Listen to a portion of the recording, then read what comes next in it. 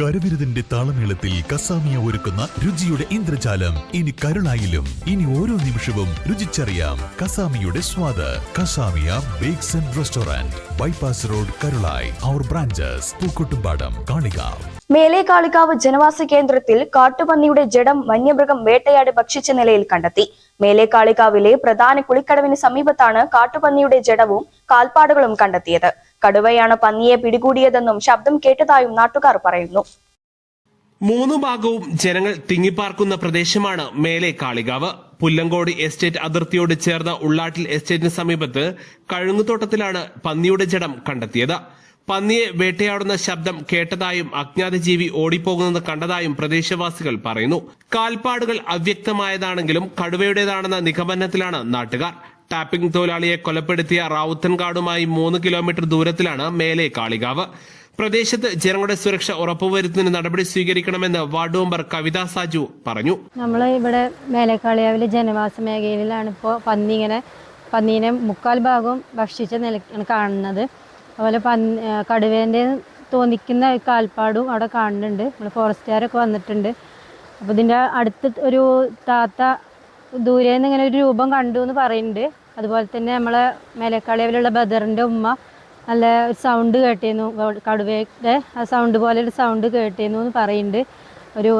വേറൊരു മൃഗത്തിനെ പിടിക്കുന്ന രീതിയിലുള്ള കരച്ചിലൊക്കെ കേട്ടിരുന്നു എന്ന് പറഞ്ഞിട്ടുണ്ട്.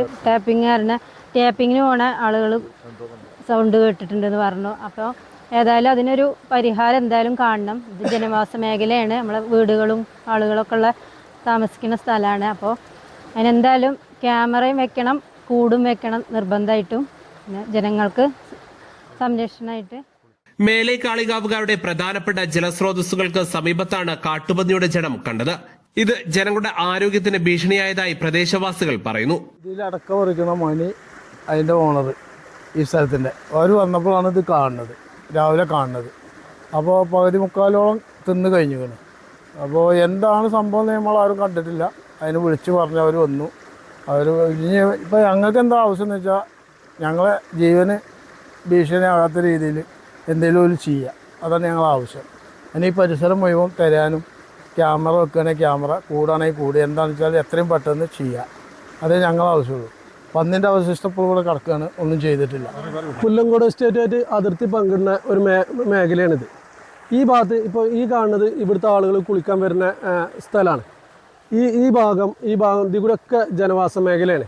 അത് മാത്രമല്ല ഇവിടുത്തെ ആളുകൾ പിന്നെ കുടിവെള്ളത്തിന് വേണ്ടി പുല്ലങ്കോട് എസ്റ്റേറ്റിൽ നിന്ന് ഓസ് മാർഗ്ഗമാണ് കുടിവെള്ളം എടുക്കുന്നത്. അപ്പോൾ ഈ ഭാഗത്ത് എന്ന് പറഞ്ഞാൽ നമ്മളെ ആവശ്യം എന്താ വെച്ചാൽ ഇപ്പോൾ ഇതിനെ കണ്ട ഈ സാഹചര്യത്തിൽ ഒരു ശക്തമായിട്ട് ഒരു ഇവിടെയും കൂടി ഒരു കാവൽ ഏർപ്പെടുത്തണം. കാരണം ഇത്രയും ആളുകൾ സ്ഥിരമായിട്ട് പോണ ഒരു മാർഗ്ഗമാണിത്, വഴികളൊക്കെയാണിത്. അപ്പോൾ ഈ ഭാഗത്തും കൂടിയും ഫോറസ്റ്റിൻ്റെ കാവൽ ഏർപ്പെടുത്താൻ വേണ്ടിയിട്ട് അതിനുള്ള സംവിധാനം കൂടി ഇവിടെ ചെയ്യണം. സായുധരായ വനപാലകർ സ്ഥലം പരിശോധിക്കുകയും ക്യാമറ സ്ഥാപിക്കുകയും ചെയ്തു. കാൽപ്പാടുകൾ അവ്യക്തമായതിനാലും പന്നിയുടെ കുറച്ചു ഭാഗം മാത്രമായതിനാലും വേട്ടയാടിയ മൃഗം എന്താണെന്ന് സ്ഥിരീകരിച്ചിട്ടില്ല. കുളിക്കടവിലേക്ക് വരുന്നതും പ്രദേശത്ത് കൂടിയുള്ള സഞ്ചാരവും വനംവകുപ്പ് വിലക്കിയിട്ടുണ്ട്. News bureau, Kalikavu. സ്വന്തം ഹൈസ്പീഡ് ഇന്റർനെറ്റ്, നമ്മുടെ സ്വന്തം ഇന്റർനെറ്റ്.